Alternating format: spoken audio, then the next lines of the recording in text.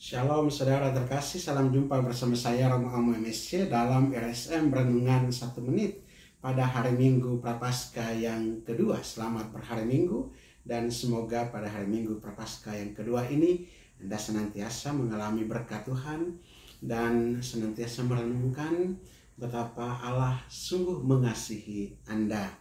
Saudara, firman pada hari ini akan mengantar kita untuk merenungkan tema anak kekasih. Dalam bacaan Injil pada hari ini yang diambil dari Injil Matius pasal 17 ayat 1 sampai 9. Di sana kita diarahkan untuk masuk dalam peristiwa Yesus dimuliakan di atas gunung. Ketika itu Yesus memanggil 3 murid yang dikasihinya, yaitu Petrus, Yakobus, dan Yohanes. Mereka bersama-sama naik ke atas gunung dan sampai di puncak. Di sana Yesus berdoa dan ia berubah rupa. Yesus berubah rupa di depan murid-muridnya menjadi sangat terang. Peristiwa ini menjadi peristiwa yang sangat mengesankan bagi ketiga murid yang dekat dengan Yesus ini. Karena pada saat itu juga selain mereka menyaksikan kemuliaan Yesus, mereka juga menyaksikan bahwa ada Musa dan Elia bercakap-cakap dengan Yesus. Musa kita tahu yang menegaskan atau menyampaikan hukum Taurat kepada bangsa Israel. Dan Elia lewat peristiwa di mana dia naik ke surga menjadi salah satu tokoh penting dalam perjanjian lama yang berperan juga ketika bercakap-cakap dengan Yesus. Saudara, dari peristiwa ini lalu terdengar suara dari dalam awan yang mengatakan, "Inilah anakku yang terkasih, kepadanya lah aku berkenan, dengarkanlah dia." Yesus diproklamasikan oleh Bapa sebagai anak yang kekasih. Anakku yang kukasihi. Satu penegasan yang penting untuk kita sekalian untuk menangkap atau merenungkan hubungan antara Yesus dengan Bapa. Relasi anak dan Bapa ini menjadi relasi yang penting dan sangat dekat di sana. Kita bisa belajar apa dari peristiwa ini?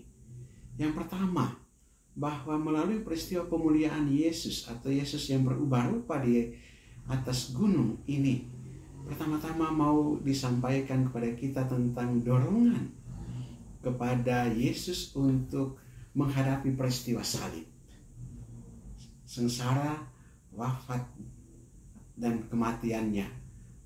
Peristiwa salib ini menjadi peristiwa yang membutuhkan satu dukungan yang penting, yaitu Yesus sebagai anak kekasih Bapa yang termotivasi dan terdorong untuk melaksanakan kehendak Bapa.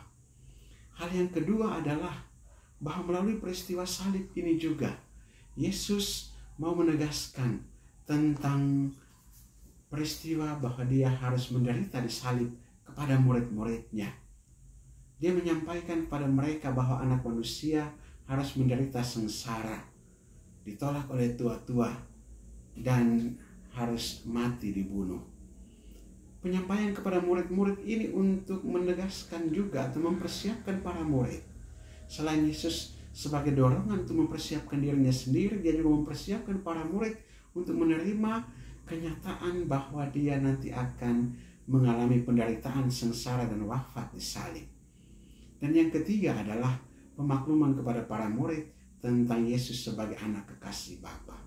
Dan anak kekasih Bapa adalah anak yang melaksanakan kehendak Bapa di sorga. Termasuk peristiwa pemuliaan ini yang mengantarkan Yesus untuk menggenapi nubuat dari para nabi dan juga terutama juga dari hukum Taurat dan kitab para nabi yang diwakili oleh Musa dan Elia. Ini juga menjadi tanda betapa Yesus akan memenuhi nubuat-nubuat itu dan mempersiapkan para murid untuk melaksanakan misinya, yaitu masuk dalam sengsara, wafat, dan kebangkitan. Inilah tugas perutusan putra kekasih Bapa. Inilah misi anak kekasih Bapa yang melaksanakan kehendak Allah Bapanya. Mari kita berdoa. Allah Bapa kekal dan kuasa, kami mengucap syukur dan berterima kasih kepadamu atas firman-Mu pada hari ini yang meneguhkan kami akan peristiwa di mana Yesus dimuliakan. Yesus dimuliakan dan menyampaikan kepada kami semua untuk masuk dan taat kepada kehendak Bapa sebagai anak kekasih Bapa. Sebagai anak kekasih kami harus juga menyerahkan diri kami. Karena itu kami mohon Tuhan, kuatkanlah kami dengan Roh Kudus-Mu agar penyerahan diri kami sungguh-sungguh berkenan kepadamu. Dan kami Engkau kuatkan dan teguhkan untuk melaksanakan kehendak-Mu. Terutama juga jalan salib dan penderitaan yang telah Yesus tunjukkan kepada kami. Kiranya juga kami ikut ambil bagian dalam jalan salib dan penderitaan ini sebagai murid-murid kesayangan.